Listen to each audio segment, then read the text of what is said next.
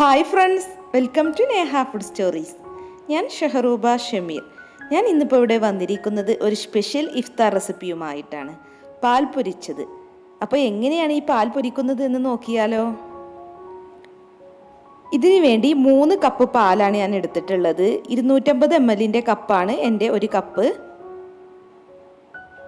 അപ്പോൾ ഇതിൽ നിന്ന് 1/2 കപ്പ് നമുക്കൊരു ഗ്ലാസ്സിലേക്ക് മാറ്റാം. അപ്പോൾ 1/2 ഗ്ലാസ് പാൽ ഞാനിപ്പോൾ ഇവിടെ എടുത്ത് മാറ്റിയിട്ടുണ്ട്. ഇനി വേണ്ടത് കോൺഫ്ലോർ ആണ്. 1/2 കപ്പ് കോൺഫ്ലോർ ആണ് ഞാൻ എടുത്തിട്ടുള്ളത്. അപ്പോൾ ഈ കോൺഫ്ലോറിലേക്ക് നമ്മൾ നേരത്തെ മാറ്റി വെച്ചിട്ടുള്ള 1/2 കപ്പ് പാൽ ഒഴിച്ചു കൊടുക്കാം. ഇനി ഇത് കട്ട കെട്ടാതെ നന്നായി ഒന്ന് മിക്സ് ചെയ്തെടുക്കണം.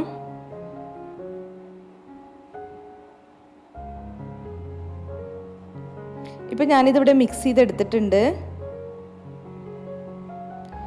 ഇനി നമുക്കൊരു പാൻ അടുപ്പിൽ വെച്ച് ചൂടാക്കാം. ഇതിലേക്ക് നമ്മൾ എടുത്ത് വെച്ചിട്ടുള്ള പാല് ഒഴിച്ചു കൊടുക്കാം. 2.5 കപ്പ് പാലാണ് ഇപ്പോൾ ഇത് ഉള്ളത്. ഇനി ഇതിലേക്ക് 1/2 കപ്പ് പഞ്ചസാര ചേർത്ത് കൊടുക്കാം. പിന്നെ ഞാനിവിടെ 2 ചെറിയ പീസ് പട്ട എടുത്തിട്ടുണ്ട്, കറുവപ്പട്ട. അപ്പോൾ ഇതൊരു ഫ്ലേവറിന് വേണ്ടി ചേർത്ത് കൊടുക്കുകയാണ്. ഇനിയിപ്പോൾ ഇതില്ലാന്നുണ്ടെങ്കിൽ ഏലക്ക ചേർത്താലും മതി. ഇനി കുറച്ച് ഉപ്പും കൂടി നമുക്കിതിലേക്ക് ചേർത്ത് കൊടുക്കാം. ഇനിയിപ്പോൾ ഈ പാല് നല്ലവണ്ണം ഒന്ന് തിളപ്പിച്ചെടുക്കണം. പാലിപ്പോൾ ഇവിടെ തിളച്ച് വരുന്നുണ്ട്. അപ്പോൾ ഇനി നമുക്കിതിൽ നിന്ന് പട്ട മാറ്റാം.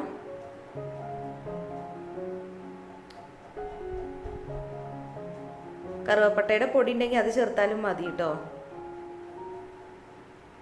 ഇനി നമ്മൾ കോൺഫ്ലോറിൽ പാല് മിക്സ് ചെയ്ത് വെച്ചിരുന്നല്ലോ, അത് ഇതിലേക്ക് ചേർത്ത് കൊടുക്കാം. കുറേശ്ശെയായി ഒഴിച്ച് മിക്സ് ചെയ്ത് കൊടുക്കണം. അപ്പോൾ നമ്മൾ ഒഴിക്കുന്നതിൻ്റെ കൂടെ തന്നെ നമ്മളിത് മിക്സ് ചെയ്തുകൊണ്ടിരിക്കണം. ലോ ഫ്ലെയിമിലിട്ട് വേണം ഇത് മിക്സ് ചെയ്തെടുക്കാൻ.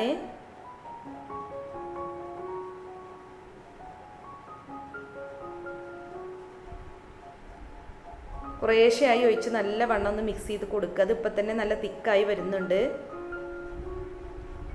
അപ്പം ഞാൻ എല്ലാം ഒഴിച്ചു കൊടുത്തിട്ടുണ്ട്. ഇനിയിപ്പോൾ ഇത് നന്നായി ഒന്ന് മിക്സ് ചെയ്തെടുക്കാം. ഒരു 5 മിനിറ്റ് ലോ ഫ്ലെയിമിലിട്ട് ഇതൊന്ന് കുക്ക് ചെയ്തെടുക്കേണ്ടി വരും.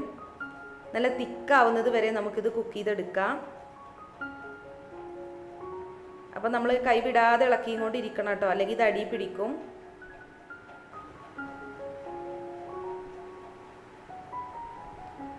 ഇതിപ്പോൾ ഇവിടെ നല്ല തിക്കായി വന്നിട്ടുണ്ട്. ഇനി നമുക്ക് ഫ്ലെയിം ഓഫ് ചെയ്യാം.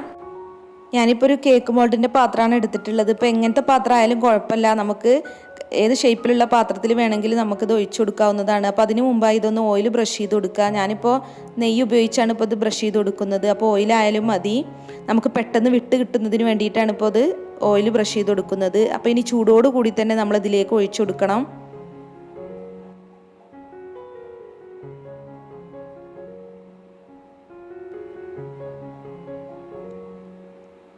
ഇനി ജസ്റ്റ് ഇതൊന്ന് ലെവൽ ചെയ്ത് കൊടുക്കാം. തണുത്തതിന് ശേഷം ഇതൊന്ന് മൂടി വെച്ചിട്ട് വേണം നമ്മളിത് ഫ്രീസറിൽ വെക്കാൻ. ചുരുങ്ങിയത് 2 മണിക്കൂറെങ്കിലുമൊക്കെ ഫ്രീസറിൽ വെക്കേണ്ടി വരും, ഇതൊന്ന് സെറ്റ് ആവുന്നതിന് വേണ്ടി. അപ്പോൾ ഞാൻ 2 മണിക്കൂർ കഴിഞ്ഞിട്ടാണ് ഇത് ഫ്രീസറിൽ നിന്ന് എടുത്തത്. ഞാനൊരു സിൽവർ ഫോയിൽ പേപ്പർ വെച്ചാണ് ഇപ്പോൾ ഇത് കവർ ചെയ്ത് വെച്ചിരുന്നത്. ഇതിപ്പോൾ ഏതെങ്കിലും ഒരു പാത്രം വെച്ച് മൂടി വെച്ചാലും മതി. നല്ല കവർ ചെയ്തിട്ട് വേണം കേട്ടോ ഫ്രീസറിൽ വെക്കാൻ. അപ്പോൾ ഇതിപ്പോൾ നല്ലവണ്ണം ഇവിടെ സെറ്റായിട്ടുണ്ട്. ഇനി ഒരു കത്തി കൊണ്ട് ഇതിൻ്റെ അരികുവശമൊക്കെ ഒന്ന് ഇളക്കി കൊടുത്താൽ മതി. അപ്പോൾ അത് പെട്ടെന്ന് വിട്ട് പോന്നോളും. ഇനി ഇതിൻ്റെ പുറകുവശം ഒന്ന് തട്ടിക്കൊടുക്കുക. നമ്മൾ ഓയിൽ ബ്രഷ് ചെയ്തത് കാരണം പെട്ടെന്ന് വിട്ട് പോന്നോളും. ഇനിയിപ്പോൾ നമുക്ക് ഇഷ്ടമുള്ള ഷേപ്പിൽ ഇത് കട്ട് ചെയ്തെടുക്കാം. ഇത് നല്ല സോഫ്റ്റ് ആയിട്ടാണ് കേട്ടോ ഇരിക്കുന്നത്, അതുകൊണ്ട് തന്നെ നമ്മളിത് പെട്ടെന്ന് ഫ്രൈ ചെയ്തെടുക്കണം. ഞാനിപ്പോൾ ഈ ഷേപ്പിലാണ് കട്ട് ചെയ്തെടുക്കുന്നത്. ഇനിയിപ്പോൾ ഇത് 2 പീസാക്കി മാറ്റുന്നുണ്ട്. ചെറിയ ചെറിയ പീസായിട്ട് വേണമെങ്കിൽ അങ്ങനെയും കട്ട് ചെയ്യാം കേട്ടോ. അപ്പോൾ നല്ല സോഫ്റ്റ് ആയിട്ടാണ് ഇത് ഇരിക്കുന്നത്. കൈകൊണ്ട് തൊടുമ്പോൾ തന്നെ നമുക്ക് ആ സോഫ്റ്റ്നെസ് മനസ്സിലാവും. അപ്പോൾ ഇത് പൊരിക്കാനുള്ള മറ്റ് ഇൻഗ്രീഡിയൻസ് ഒക്കെ റെഡിയാക്കി വെച്ചിട്ട് വേണം നമ്മളിത് കട്ട് ചെയ്തെടുക്കാൻ. ഇപ്പോൾ ഇതിവിടെ ഞാൻ കട്ട് ചെയ്തെടുത്തിട്ടുണ്ട്. ഇനിയിപ്പോൾ ഇത് ഫ്രൈ ചെയ്യാൻ വേണ്ടത് എന്തൊക്കെയാണെന്ന് നോക്കാം. ഞാൻ അതിന് വേണ്ടി ഒരു മുട്ട എടുത്തിട്ടുണ്ട്. അപ്പോൾ അത് നന്നായി ഒന്ന് ബീറ്റ് ചെയ്ത് കൊടുക്കാം. പിന്നെ വേണ്ടത് മൈദയാണ്. ഞാനിവിടെ 1/4 കപ്പ് മൈദയാണ് എടുത്തിട്ടുള്ളത്. പിന്നെ കുറച്ച് ബ്രെഡ് ക്രംസും ഉണ്ട്. ഇത് ഞാൻ ബ്രെഡിൻ്റെ അരികുവശം മിക്സിയിലിട്ട് പൊടിച്ചെടുത്തതാണ്. അപ്പോൾ ഇനി നമുക്ക് ആദ്യം തന്നെ ഇത് മൈദയിലൊന്ന് കോട്ട് ചെയ്തെടുക്കാം.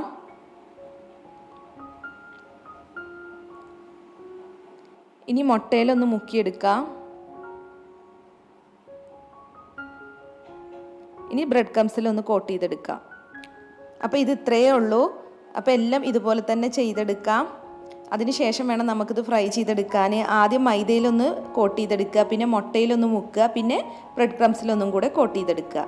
അപ്പോൾ എല്ലാം ഇതുപോലെ തന്നെ ഞാൻ ചെയ്തെടുത്തിട്ടുണ്ട്. ഇനിയിപ്പോൾ നമുക്ക് ചൂടായ എണ്ണയിലിട്ട് ഇതൊന്ന് ഫ്രൈ ചെയ്തെടുക്കാം. അപ്പോൾ നല്ല തിളച്ച എണ്ണയിലേക്ക് വേണം കേട്ടോ അത് ഇട്ട് കൊടുക്കാൻ. വളരെ ശ്രദ്ധിച്ച് വേണം നമ്മളിത് എണ്ണയിലേക്കൊക്കെ ഇട്ട് കൊടുക്കാൻ. നല്ല സോഫ്റ്റ് ആയിട്ടാണ് ഇത് ഇരിക്കുന്നത്. പെട്ടെന്ന് തന്നെ ഇത് ഫ്രൈ ആയി കിട്ടും. ഒരു ലോ ഫ്ലെയിമിലിട്ട് ഫ്രൈ ചെയ്തെടുത്താൽ മതി. ഒരു വശം ഗോൾഡൻ ബ്രൗൺ നിറമാകുമ്പോൾ നമുക്കിതൊന്ന് മറിച്ചിട്ട് കൊടുക്കാം. അപ്പോൾ ഈ ഇഫ്താറിന് വളരെ സ്പെഷ്യലായ വെറൈറ്റിയായ ഈ പാൽ പൊരിച്ച സ്നാക്സ് ഒന്ന് ഉണ്ടാക്കി നോക്കൂ. നല്ല ടേസ്റ്റാണ് കേട്ടോ. കുട്ടികൾക്കൊക്കെ തീർച്ചയായും ഇത് ഇഷ്ടപ്പെടും.